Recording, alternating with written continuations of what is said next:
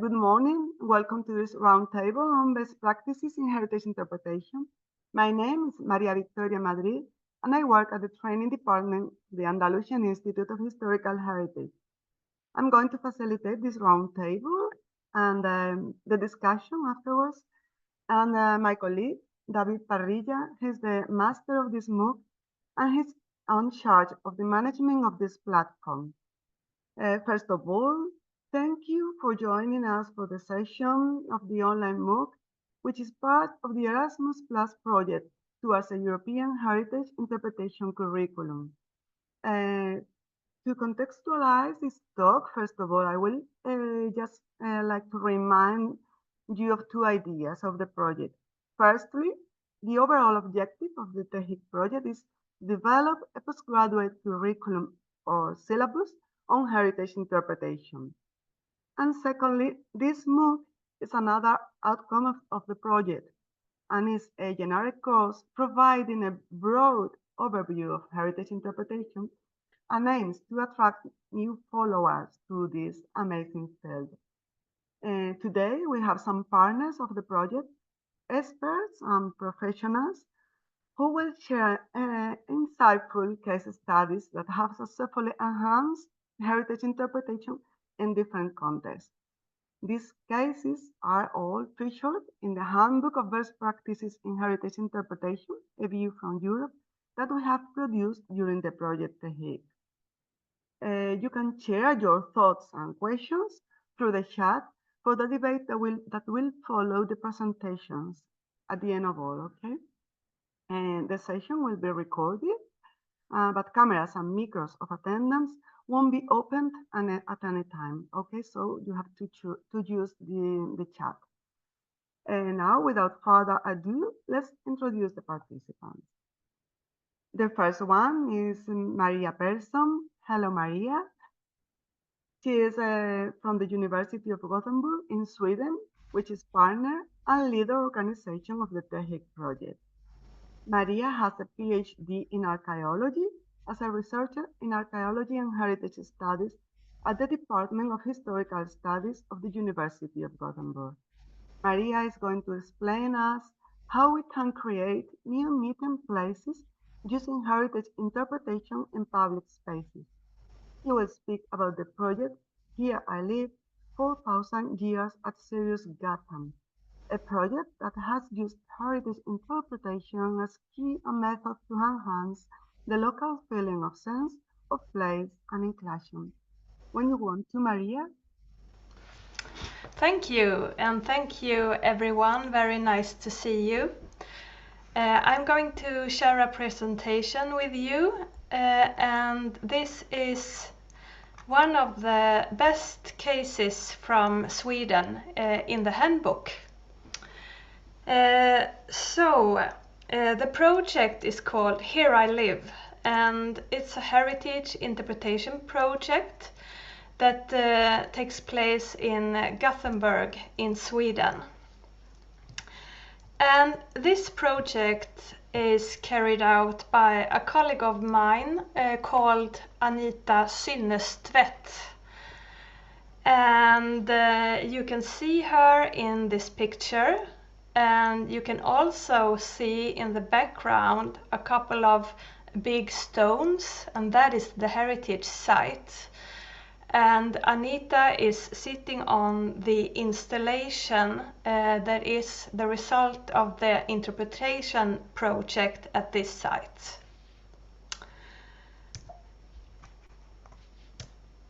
The heritage site itself, it's a 4,000-year-old grave, so it's from the Stone Age, and you can see it in the foreground of this picture.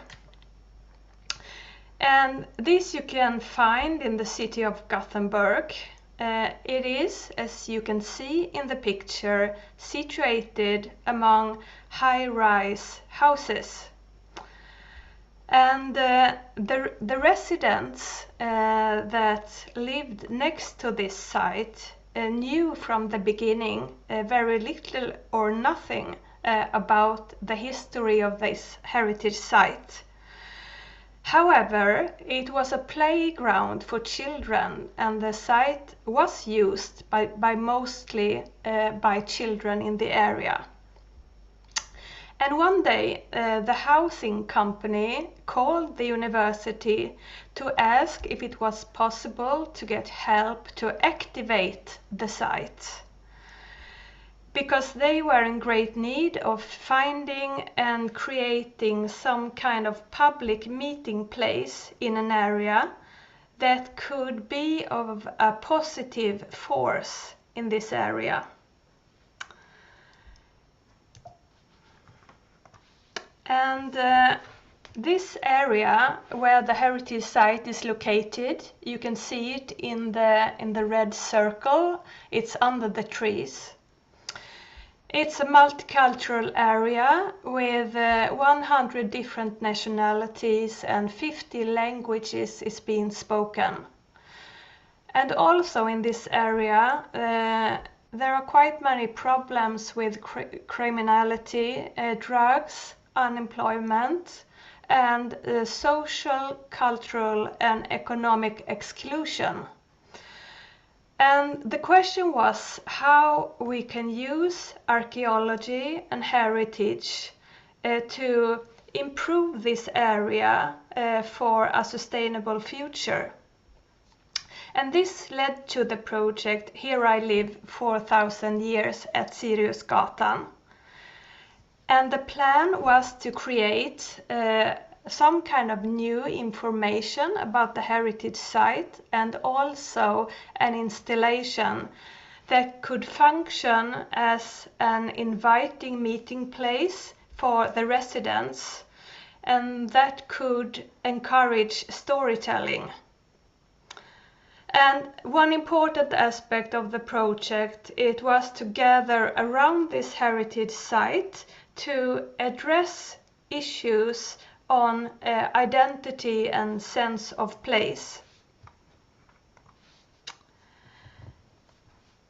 And one of the highlights of the project, it was when the visitor installation at the site was inaugurated, which you can see in the picture here.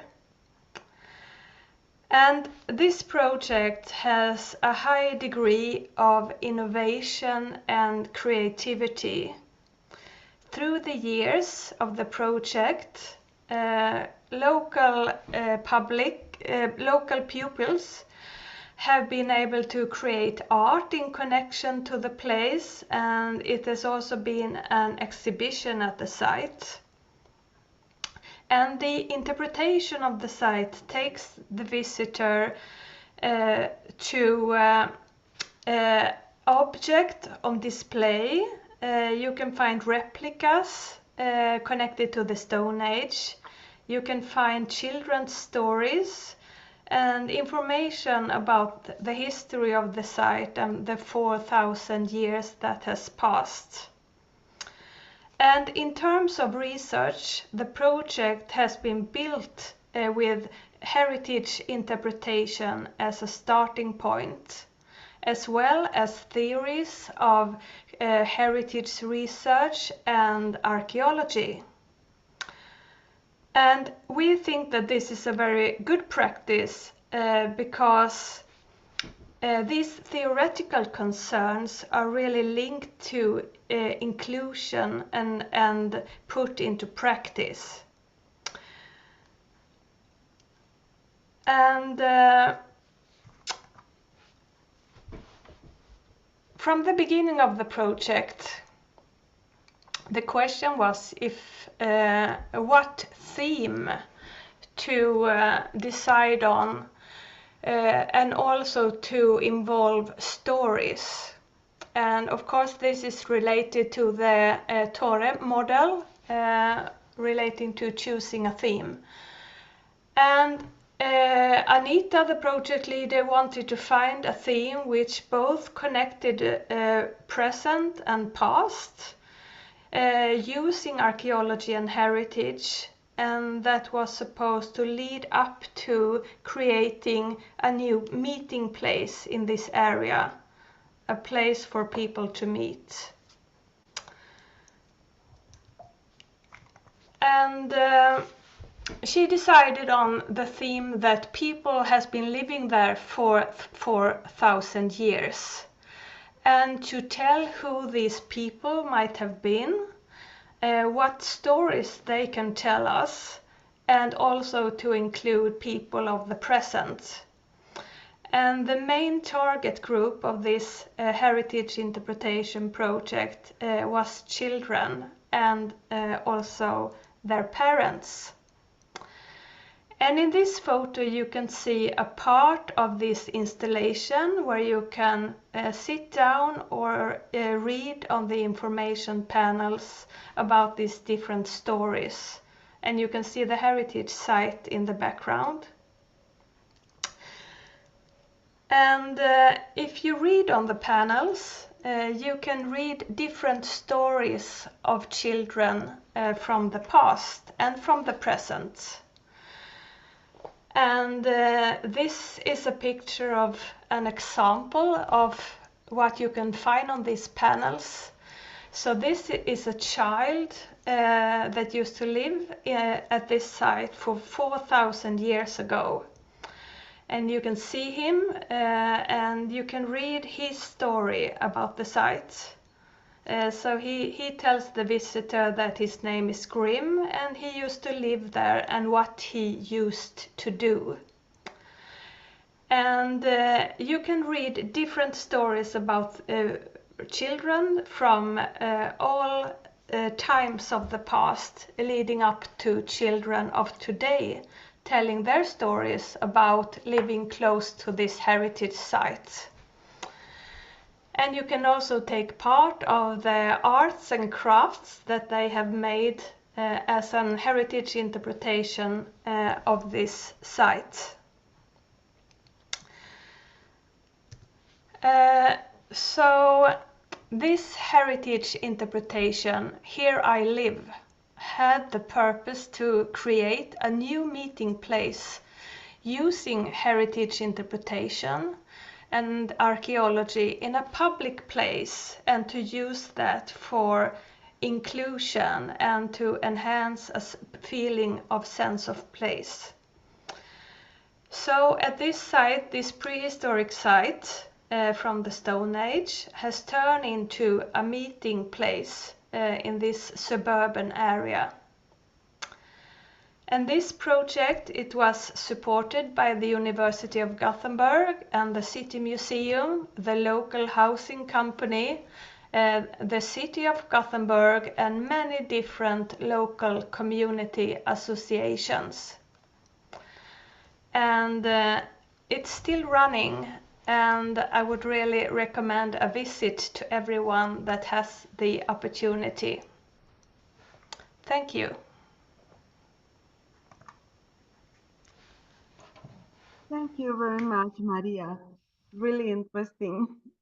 And now we keep on with Monica Nete.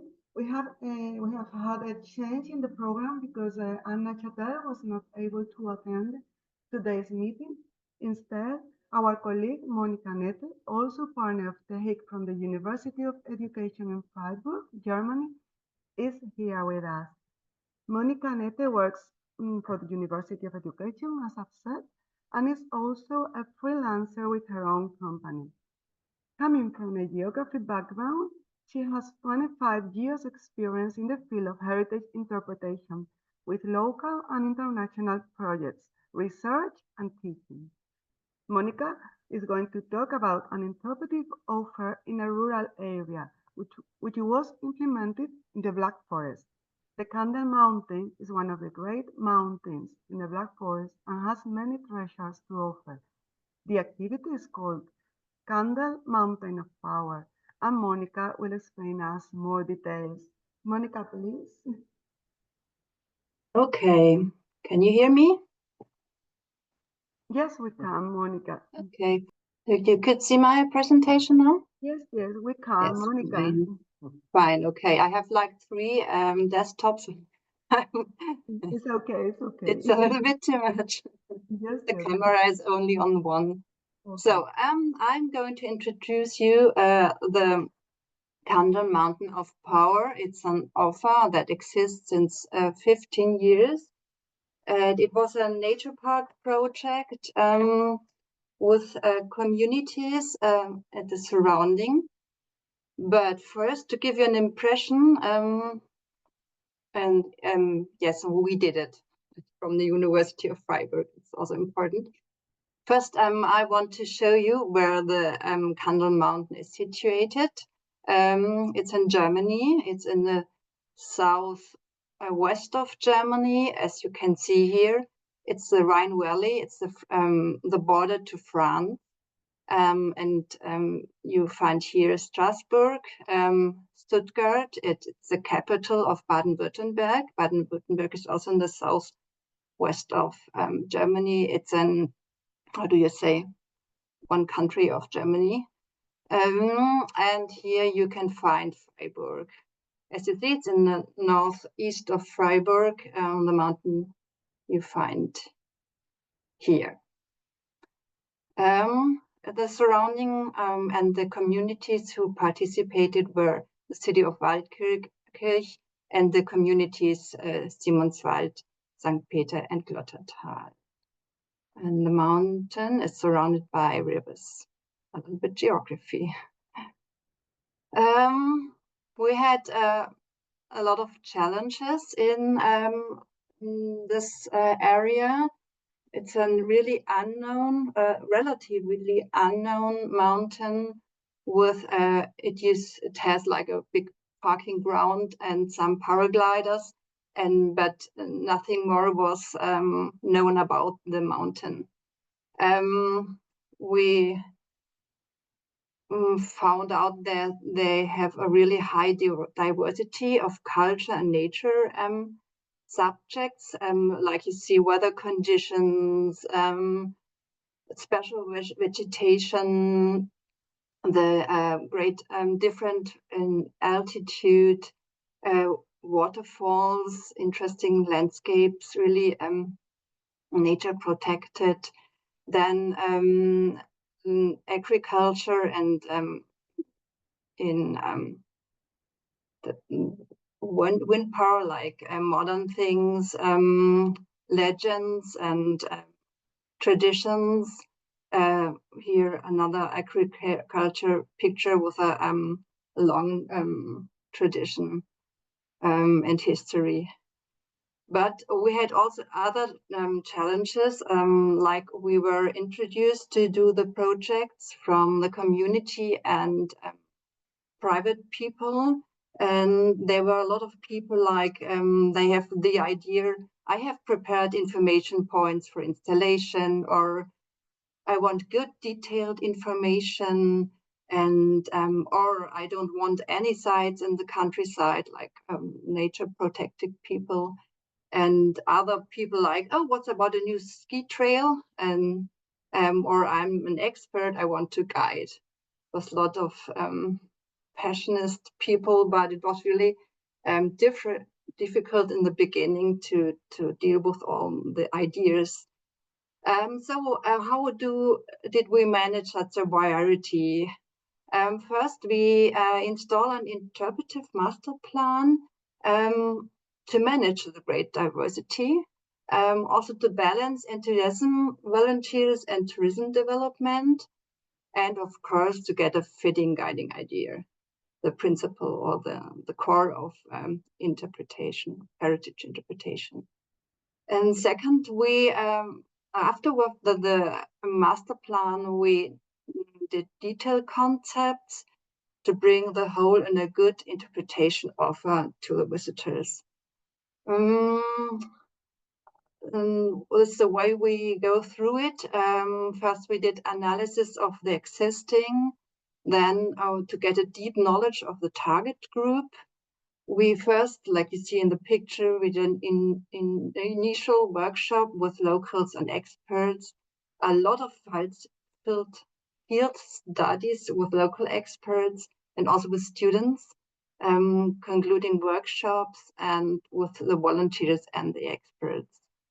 In all, it was a really co-creating process. So to talk about the content, the all-including guiding idea was Candle, Mountain of Power. The visitor can discover the different impacts of power on the landscape of Candle Mountain. As I showed you before in the pictures, there's a lot of power in things like the power of elevation, wind power, the power of erosion and alteration, growth power, power of magic legends, and, as you see, and sports power or power of economy. There are a lot of more power facts at this mountain. So now we have this offer as a destination project. It's the destination Candle Mountain, like in German Kandelbergland. I don't know if any Germans are now here. It's an offer in 3 languages, about 7 topics. The topics are geology, vegetation, sports, farming, regenerative energy, mining, stories and legends, and with illustrations for kids with a guiding figure. It's for families and adults. We work with different medias like panels, brochures, and guides, and they were certified by us.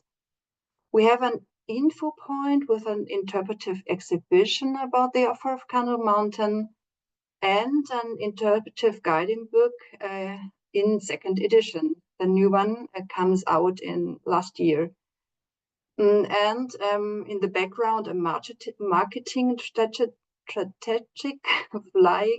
flyer posters, information panels, website with an interactive map.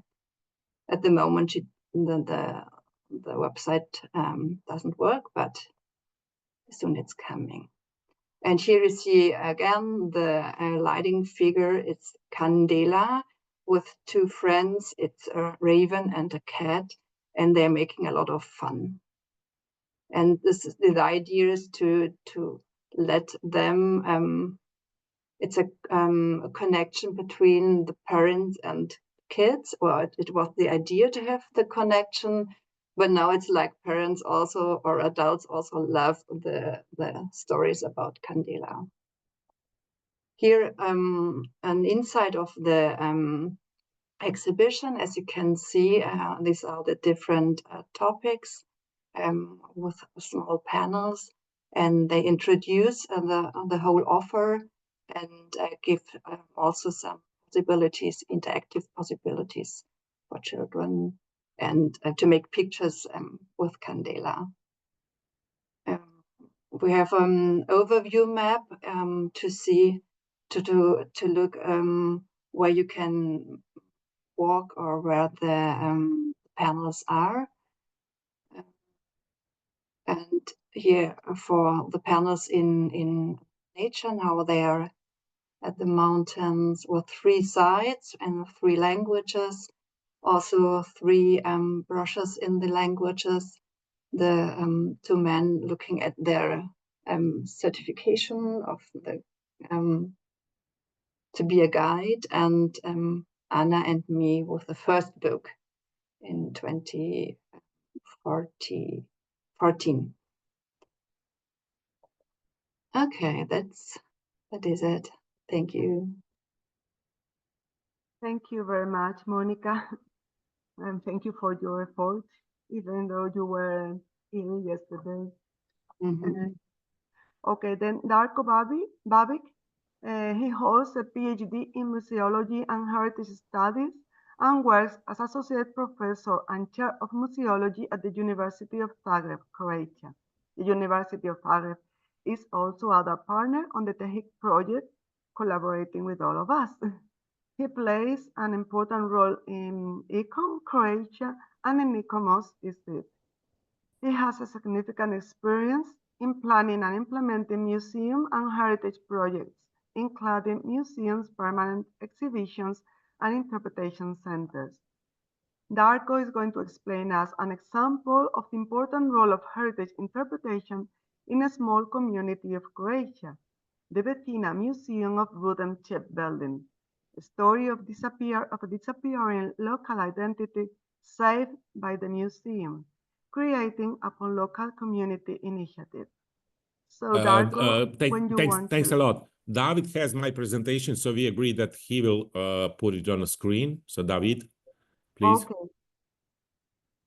Okay, David is going to put it, Darko, in a minute. In the meantime, I would like to stimulate all the colleagues who are participating. Just go on with your question in the chat, because the important part of this session is to have your comments, which not necessarily are comments only about the presentation you are looking for, but about the MOOCs. So just be free to set the question, and we will answer that later on. You don't need to wait till the end before you asking your question.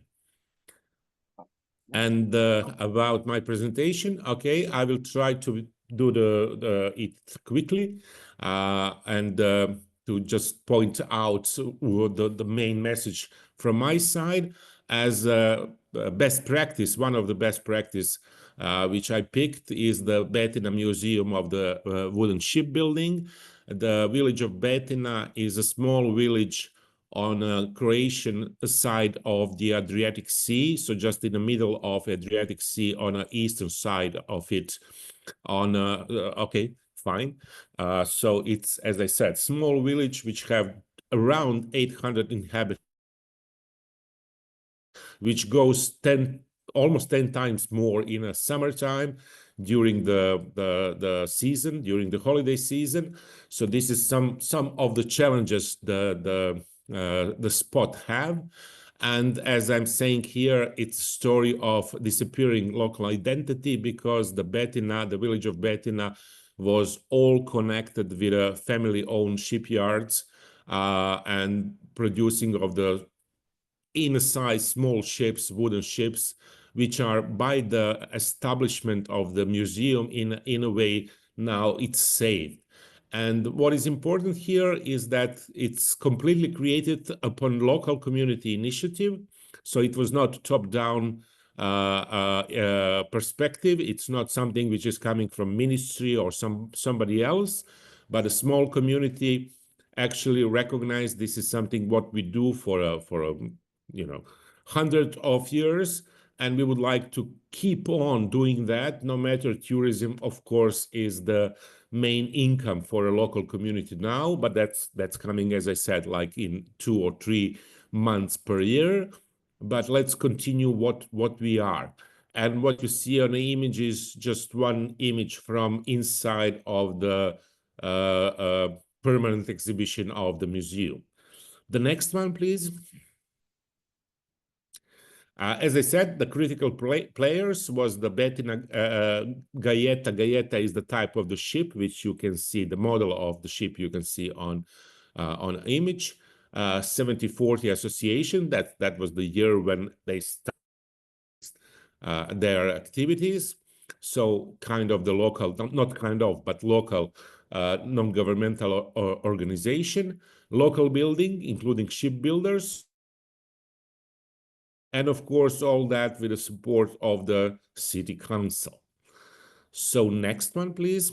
And here you can see one of the image from 1920s of the last century, so 100 years ago, when that boat was in daily use, because the local community actually have the boats to go to archipelago around to collect the fruits of the agriculture, including olives and other things.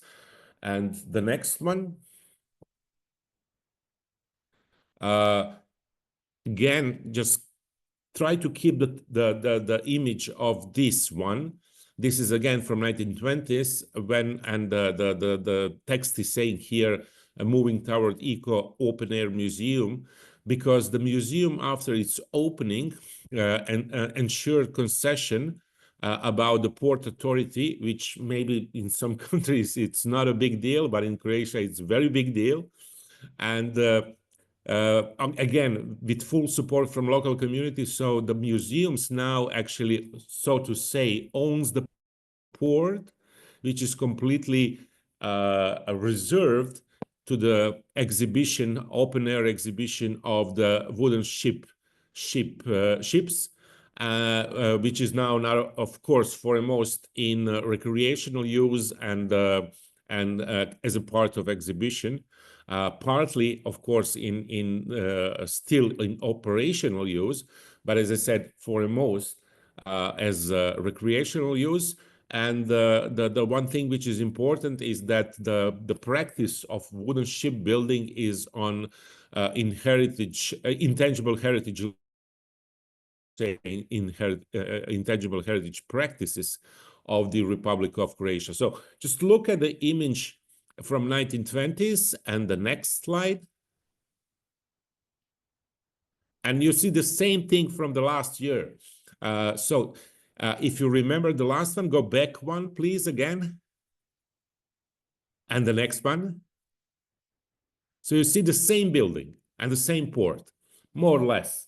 Nothing a lot changed in the meantime, except, of course, that the practice from 1920s and practice from 2020s is completely different. And now you see that open part of museum with the boats. And in front of you, just on the right side, you see one of the interpretation panel of the museum, which is explaining exactly what happened here. So the Port Authority open airspace for a new boat, old and new, repaired, and the new boats, which do have the license to park in this part of the port. So the next one. Yes, what was my trying to point here is that quite often, if not in all cases, and that could be argued too, what we are interpreting is not the tangible but intangible part. So even when we are interpreting the tangible part, like here, about the boats, and people will see the boats, people can go on the boats and so on, we are interpreting the practice, so intangible level. And the most powerful interpretation idea from my point of view is some of the saying from the anonymous ranger, and then it made popular by publishing of the Freeman Tilden book, Interpreting Our Heritage, is that through interpretation, we are reaching understanding. Through understanding, we are reaching through appreciation, we are reaching protection. And as you can easily imagine, when we are speaking about the heritage, quite often that protection, recognizing and protection of the heritage is one of the main aspects. And this is the perfect explanation for me why interpretation is so critical in that process. Because if we want to protect something, we want that people recognize this is something which belongs to them. If something belongs to me, I don't want to have it broken. I want to have it as it is. So this is exactly what is happening when we have the quality of interpretation on the level as we are actually discussing here within TEHIC project, as well as some other parts. So the video is now going on, very short video, just to show you an idea of the bed in the museum and how people are connected with that.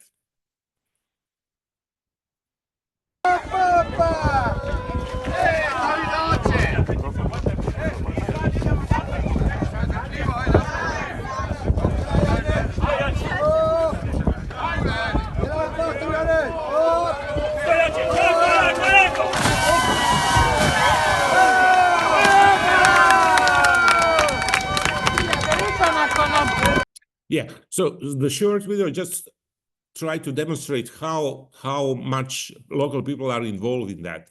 And when we have that kind of the feeling, when we have the local people completely involved, whatever we do, then we have the quality of results.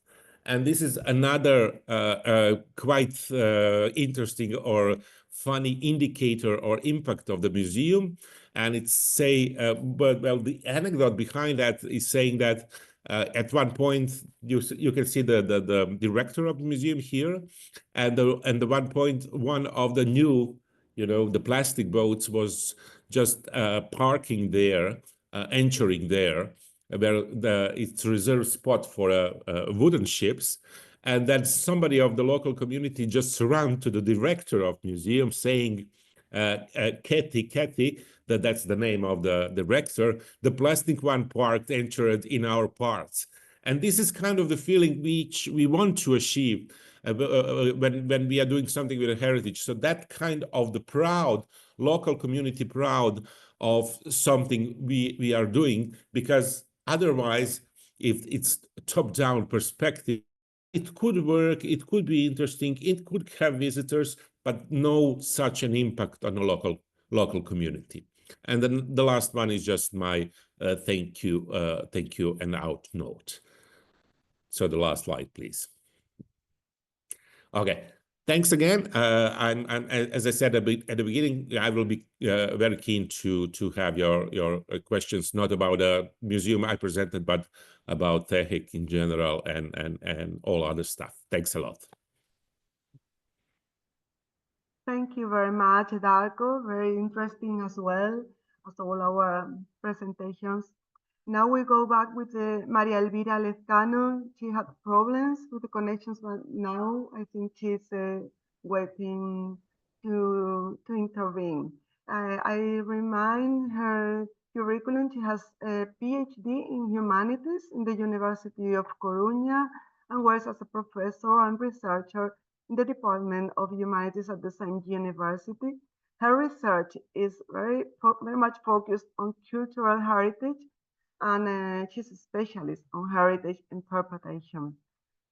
She is a part of the Spanish Association of Heritage Interpretation, which is also partner of the project. She will present some of the Spanish best practice cases included in the handbook of TEHIC, and he will also elaborate a little bit more on La Garriga's experience. Yes. Okay, thank you, Maria Victoria, for your presentation. Sorry for the problem. We had a problem here with the Wi-Fi, and I think it's okay now. So thank you for your introduction and for the opportunity to participate in this forum. Well, I would like to present 6 cases. They were not the 6 cases. First of all, I will talk a little bit about the 6 cases, very short, and then I will delve in one specific one. I'm going to share my screen. Please confirm if you are seeing it. Yes. Yes. Yes. And if I sorry. Yes. If I pass the slides, can you see them? Yes. Okay. Yes, so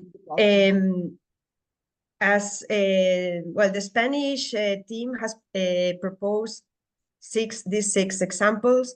In Spain, we have excellent examples of good practices. It was really difficult to decide, but we choose to focus on those that we have experienced firsthand, because we could have more criteria to analyze the criteria if they accomplish the criteria. So these 6 cases were, well, I'll try to summarize. Case 1 is a guided tour conducted by a group of tourist guides in A Coruña. This tour focuses on traditional crafts in the city, linking them to contemporary life.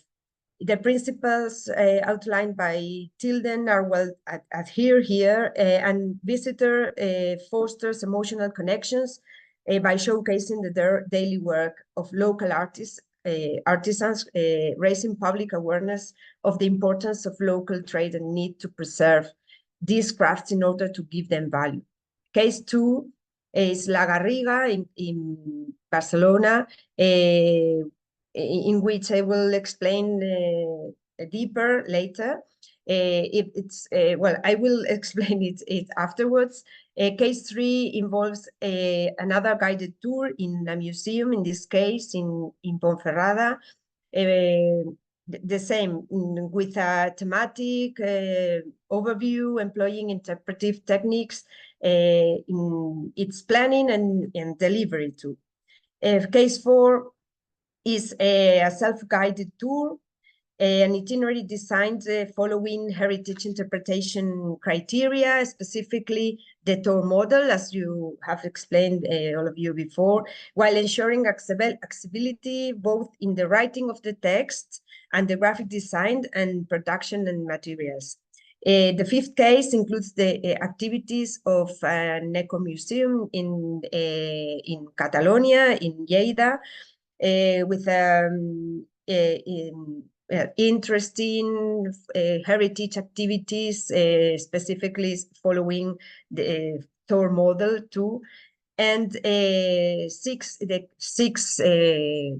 case number 6 features as well some guided tours conducted by a self-employed group of guides in Seville. We could experience that as partners in the project, and we can highlight their unique interpretation proposals. All their programs encourage visitors to participate, creating emotional connections and following, of course, this heritage interpretation criteria we have worked about in the handbook. The specific case I would like to delve deeper is La Garriga. The title with La Garriga was giving meaning to the territory, and I wanted to talk about a little bit more about this one, because this is not only a specific activity. It is a group of activities. It's a group of several strategies and media implemented by this municipality. It's a municipality using heritage interpretation as a philosophy in all the activities they developed, including guided tours, self-guided tours, different activities, signage, territory museum activities, heritage interpretation-based management strategy is a whole, training, publications. So I decided to talk about this one because I consider it a very complete example of a group of activities developed from the idea of heritage interpretation.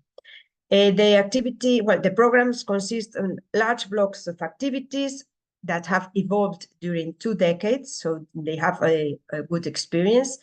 The activity plan is rooted in heritage interpretation and encourages visitors to participate, fostering an emotional connection to the area too. They are personalized activities and organized using always universal criteria. And they have developed annually, well, this, sorry, because I wasn't passing the slides. This is where it's seated La Garriga in the province of Barcelona. And as I was explaining to you, they develop these large blocks of activities with different cultural, social, and educational perspectives, with special focus in participation and collaboration between locals, the municipality, and people coming visit the area. So this is a collaborative program. The program caters to cultural, social, and educational needs and targets general audiences, local audiences, by tourists too. This is important. And they emphasize creativity and research. They are based on creativity and research. All activities follow the tour model, and other specificities of heritage interpretation. All activities are well, linked to Tilden principles, and trying to achieve well, the participation and recognition of the area. So they look for active participation of visitors, and why not having a good economic impact of tourism too. They are addressed to tourism. Here you can see some photographs concerning people involved in the different activities, and a book they have published after organizing training activities. Every year they organize some training for local guides or local planners, but for people coming from outside too, to talk about and get some well, some skills about heritage interpretation. And after some of these programs, they have published this book that is one of the first books in Catalan in Spain about heritage interpretation, with information about all these training courses. Why this activity should be considered heritage interpretation, a good practice in heritage interpretation? As you can see there, I try to highlight some of the reasons. La Garriga is an example of a global heritage interpretation project. It's not only a small project, it's a huge problem with many years of experience. It's like many projects in one, but under the philosophy of heritage interpretation, based on the core principles of interpretation, using very different and varied tools concerning heritage interpretation that, well, we are studying them in the MOOC. And the objectives are not based only in the transmission and preservation of this heritage that is very important, but on the awareness of the people who come to know it too. So as I insist, for population, but for locals, but for visitors too. And there is a special concern with inclusion and intersectionality, and well, they try to adapt heritage interpretation to all these characteristics. The project, as I have said before, includes training and scientific dissemination of the outcome, as we could see in the book. And that's all. Thank you very much for listening, and well, we can answer questions afterwards if it's necessary. Thank you, Victoria. Thank you, Mavi. At the end, we could listen to you very, very well. So that was great. Now we go with our last speaker today. He is Ivo Oosterbeek. Ivo holds a master's degree in prehistoric archaeology and in science communication, and a graduate degree in editorial design. He is a member of our partner, Mapa das Ideias, from Lisbon, Portugal, where he's involved in the application, design, and technical management of international cooperation programs. Today, Ivo will focus on the best practice cases from Portugal, selected for the handbook published in the TEHIC project, as the previous speakers. Both activities are produced by small entities, a very different scope from that of a museum or other institutions. Ivo wants to highlight this. So Ivo, when you want to, we are listening to you. Okay, thank you. Thank you so much, Mavi. Good afternoon to everybody. I'm going to share my screen now. Yes, good afternoon. I hope it's shared already. Yeah? Yes, okay. Perfect. Thank you. Okay, so well, we wanted to focus a little bit on a bit of a shift in the heritage interpretation sector, at least here in Portugal. And to do that, I need to go a little bit back. And And for those who don't know, Portugal had a dictatorship in the 20th century for a bit more than 40 years. And during this time, heritage interpretation was consigned to essentially two types of institutions. So one was museums and academia, and the other one was tourism services. Both were highly restricted. So people who were doing touristic guiding tours had to go through an official training program that was prepared by the government. So there was not a lot of elasticity in interpretation at the national level. After the revolution, let's say the normative framework changed, opening the space for new forms of interpretation and new kinds of activities to emerge. However, there was the weight of tradition prevented this from really flourishing for many decades, and we are only in the recent, I would say 10, 15 years, do we really see a new paradigm shift in Portugal on this. I'm going to focus on two types of activities, one of them more recent than the other, the first one.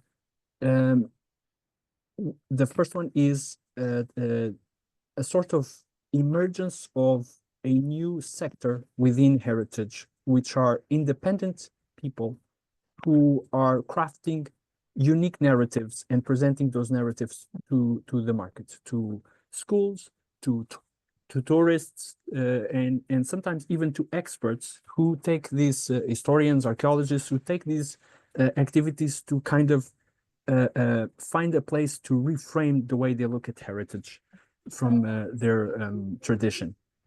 The other one is a little bit more, a little bit older, which is the type of activities that many NGOs in the country have been providing to the education system as a complement to some apparent lacks of integration of the education profiles in wider society. So we're going to start by this this first case, which is a very interesting case of an association, Batotoyetu, which is an association of Cape Verdean migrants who reached out to a scholar, Isabel Castro Henriques, who has been researching the history of the African diaspora, and particularly the former slaves of the African diaspora in Portugal, and how they have played a critical role in shaping the identity of Portugal and Lisbon. And this association reached out to to Professor Isabel, and they've created a map of key places where conversations about the importance of the African contributions to the history can be taken. And based on this very academic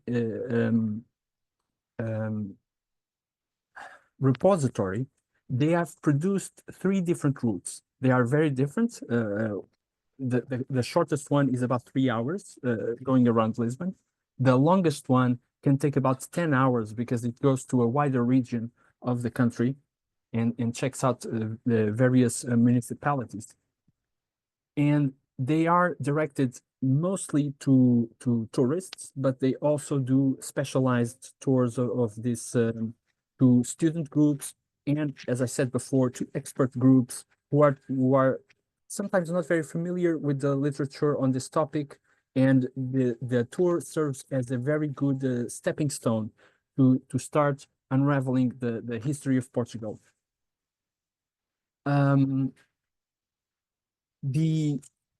If we look at this activity from the tour model point of view, I would say that the most relevant, the primary thing is the relevance of this activity. It is clearly something that is responding to the zeitgeist, to the very important concerns of contemporary Portugal, with reflecting on how to reshape its identity based on recent demographic changes. And it's trying to find this place where it can reassess and resignificate its identity, including the historical contributions of many of the people who are now becoming regular citizens. It, of course, also responds to the other topics, but they are not, I would say, the thing that makes this one a very unique proposal. The other case study I would like to bring is from a small NGO in Oeiras, near Lisbon, which used to have a program of artistic residencies in an old gunpowder factory.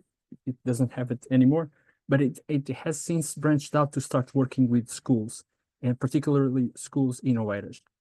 And this methodology, this project-based methodology that they are using is something that's trying to integrate the heritage site in the everyday educational framework. So it's a program with 6 sessions, 3 of which happen in the classroom and the other 3 happen at the heritage site, and they are intercalated. So this creates the sensation between the students that the heritage site is not just a place for leisure, it can be a place for learning and a place where other types of activities can develop.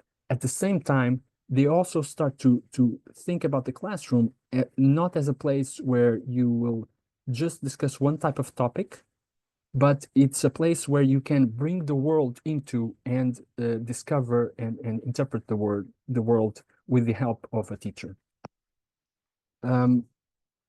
Sorry, I don't know how long I still have, but okay. So the biggest difference on this type of project is that the organization is highly flexible. So it has organization, but this is a co-design process, so it's very open-ended. The methodologies can change case by case very rapidly. And so when designing a project like this, it's very important to make sure it has some kind of consistency. It's very important to look at the organization as a principled framework rather than an operational framework. And that's probably the most interesting thing about this one. And I would advise everybody to maybe read the best practices book and eventually even send an email to the people in these organizations who can discuss them further with you if you're interested. Thank you. Thank you very much, Ivo. You were perfectly on time. I wasn't sure, but you were Great. perfect. Thank you. Okay. So thank you very much to all our speakers. During your presentations, we have been able to appreciate different approaches to the heritage interpretation methodology, but all of them use interpretive tools and strategies to engage diverse audiences and make heritage meaningful. So all of them are great. I also want to highlight that all the activities you have presented have highlighted the importance of counting on the local communities. So we have the public, we have of course, the tourists or other visitors, but also it's very important to count on local communities, local artists, so they can appropriate on the heritage element. But we have a question, an intervention of one attendant. So let's go through it. It is directed to Darko, and she also want to highlight the role of the community. She says, please elaborate more specifically on the interpretive approach or methodology, since it was a community-led initiative. How it was carried out, who did the interpretation, based on what? Does the museum use any digital tools? So, Darko, if you are here with us. Yeah, the answer is simple.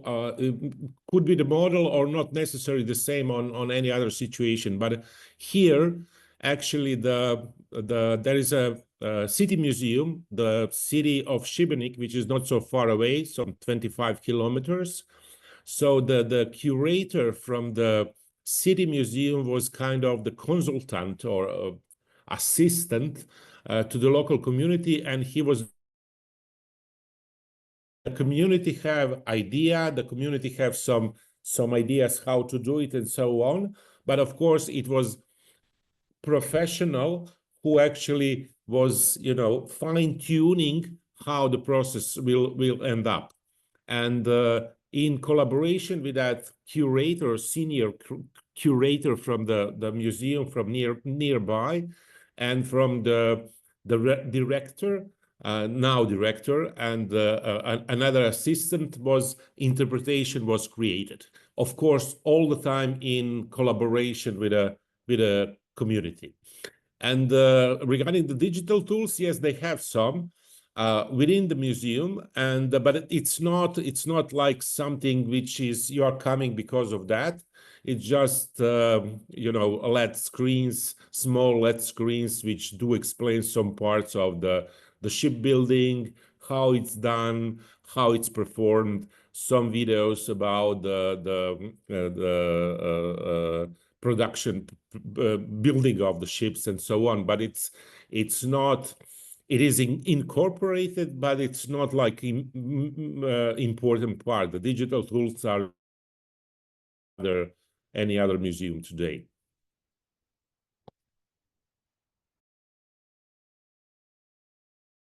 Okay, so thank you, Darko.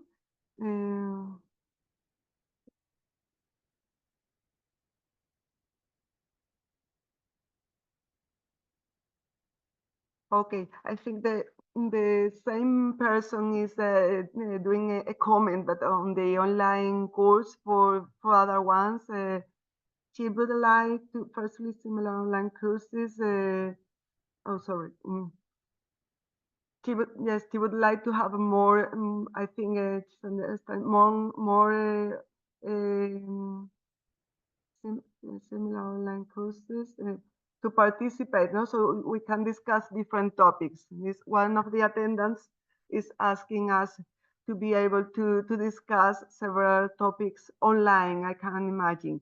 Okay, that would be great, of course, but this course is focused or is trying to be a MOOC, an online course, which will be available afterwards. So in the project website, so people can develop it on their own at their own pace. So that's why we don't have occasions to discuss with more feedback. But of course, that's a very good